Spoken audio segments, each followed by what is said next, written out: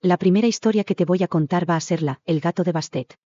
En el antiguo Egipto, en la ciudad de Bubastis, donde se adoraba a la diosa Bastet, vivía una niña huérfana llamada Amunet. Era pobre, pero soñaba con tener una vida mejor. Cada mañana, limpiaba el templo de Bastet y dejaba migas de pan para los gatos sagrados. Un día, al barrer cerca del altar, escuchó un maullido distinto. Era un gatito negro, con ojos dorados como el sol. Nadie lo había visto antes. Se le acercó y se frotó contra sus piernas. Desde entonces, el gato la seguía a todas partes. Esa misma noche, Amunet tuvo un sueño. Bastet, la diosa con cabeza de gato, le habló. Has demostrado bondad sin esperar nada a cambio. Ese gato es un guardián. Síguelo cuando llegue el momento. Al día siguiente, soldados del faraón llegaron buscando a un ladrón que había robado una joya del templo. Sospechaban de Amunet por ser pobre y estar siempre cerca. Asustada, corrió, y el gato la guió. Pasaron callejones, subieron por muros, cruzaron jardines. Finalmente, llegaron a una casa abandonada. El gato maulló fuerte, y desde dentro salió un joven, con la joya en la mano. Era el verdadero ladrón. Amunet lo llevó ante los soldados, y él confesó todo. El faraón, impresionado por su valentía, la recompensó con una casa, comida, y la nombró cuidadora oficial de los gatos del templo. Amunet nunca volvió a ver al gato negro. Pero en las noches de luna llena, se dice que se aparece en los tejados de Bubastis, vigilando a los justos, como un enviado eterno de Bastet. Ahora te contaré la historia de la maldición del faraón Mencara. Hace más de 3000 años, en el corazón del antiguo Egipto, gobernaba el joven faraón Mencara, un líder justo y querido por su pueblo. Amaba las estrellas, los misterios del Nilo y el poder de los dioses. Pero también era curioso, demasiado curioso. Antes de morir, ordenó construir una tumba secreta que nunca nadie pudiera encontrar. Se decía que dentro guardaría un objeto mágico, el ojo de Ra, una gema que, según los sacerdotes, podía conceder poder sobre el sol mismo. A su muerte, su tumba desapareció entre las dunas del desierto. Nadie supo dónde quedó. Hasta que, miles de años después, en 1922, un joven arqueólogo español llamado Lucas Ortega, apasionado por los jeroglíficos, llegó a Egipto con un mapa antiguo heredado de su abuelo. El mapa marcaba un lugar cerca de la pirámide de Micerinos, pero con una X extraña en medio del desierto. Lucas, decidido, siguió las pistas, escarbó entre las arenas y encontró una entrada oculta. Una puerta de piedra con una advertencia tallada. Quien despierte a Mencara, despertará la maldición del sol. Lucas, como buen aventurero, no se detuvo. Empujó la puerta, bajó por unas escaleras oscuras, y llegó a una sala llena de estatuas de Anubis con ojos rojos brillando. En el centro, sobre un altar dorado, estaba el ojo de Ra. Cuando lo tocó, el suelo tembló. Las estatuas crujieron. Y desde el sarcófago, se oyó una voz antigua y poderosa. ¿Has desafiado el descanso del sol? Lucas corrió como nunca, con el ojo de Ra en la mano y las sombras de los antiguos guardianes pisándole los talones.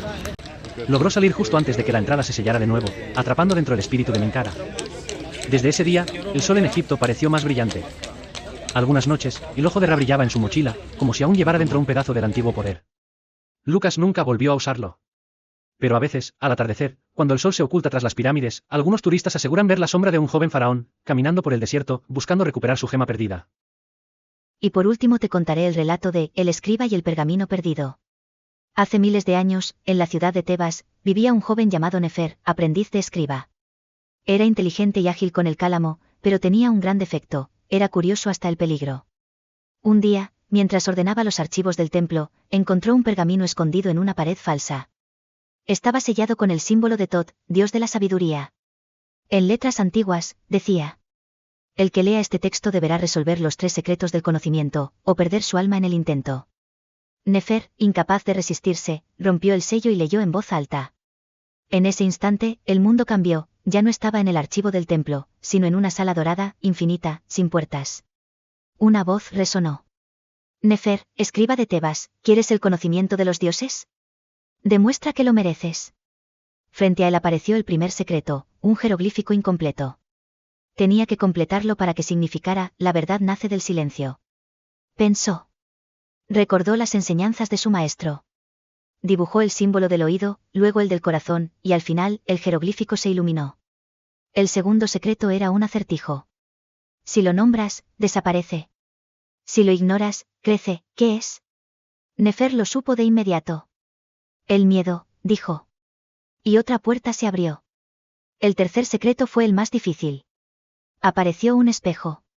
Y la voz dijo: para obtener sabiduría eterna, debes renunciar a algo que amas. Nefer vio reflejado a su padre, un anciano que esperaba que él regresara al pueblo. Dudó, pero entendió. Renuncio a mi ambición desmedida, dijo.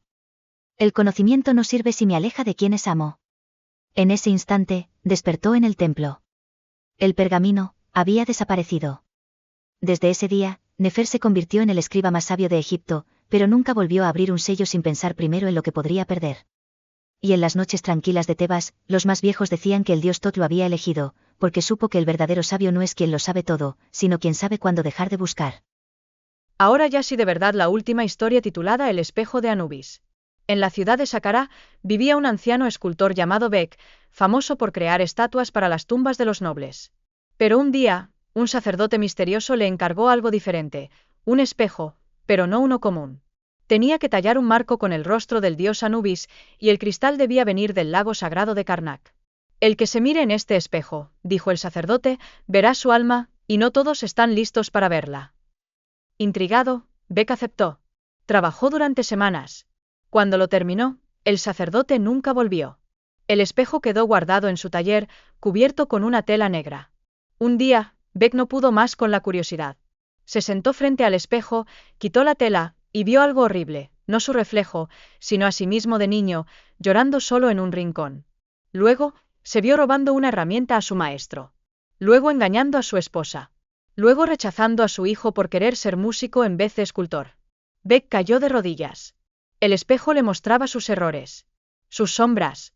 Pasaron días. No comía, no dormía. Solo miraba, lloraba y reflexionaba. Finalmente, rompió el silencio. Fue a ver a su hijo.